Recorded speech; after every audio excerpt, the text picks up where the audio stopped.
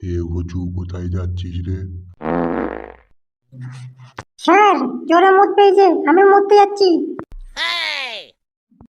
যাওয়ার আগে একটা প্রশ্নের উত্তর দিয়ে যা। স্যার জোরে মুত পেয়েছে, আগে মুতে আসি তারপরে প্রশ্নের উত্তর দেবো। আগে বলে যা, তারপরে মুততে যাবি। স্যার প্রশ্নের উত্তর দিবার আগেই প্যান্টে ইস্যু হয়ে যাবে। বদমাইশি হচ্ছে, আমি জানি তুই নাটক করছিস, এক্ষুনি উত্তর দিয়ে যা। তুই শালা কি ফেসাতে পড়েছি, প্রশ্নের উত্তর স্যারকে না দিলেও তো ছাড়বে না আমাকে।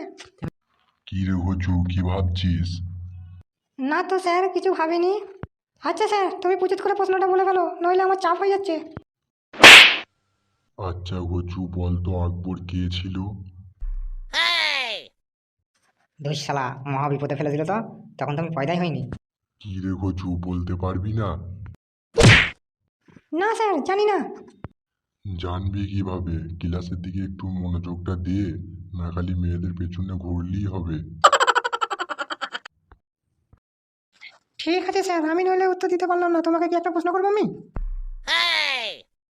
বলিস কি রে, তুই আমায় প্রশ্ন করবি?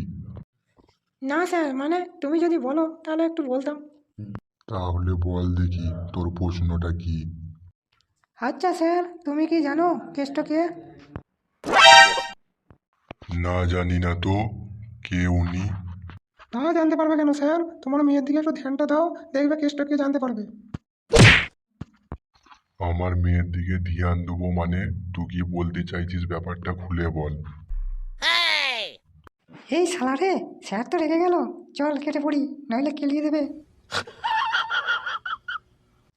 এই যে তোমাদেরকে বলছি, শুধু আমার ভিডিওগুলোই দেখবে না একটু সাপোর্টও করবে। তোমরা সাবস্ক্রাইব বাটনটাকে একটু পুচুক করে টিপে দিয়ে আমাদের সাথে থাকো আরও মজাদার ভিডিও দেখবার জন্য। তুমি ভিডিওগুলো দেখে যেরকম মজা পাচ্ছ, তোমার বন্ধুদেরকেও এরকম একটু মজা দেওয়ার জন্য ভিডিওটা শেয়ার করে দাও আর কমেন্টে জানিও যে ভিডিওটা কেমন হয়েছে।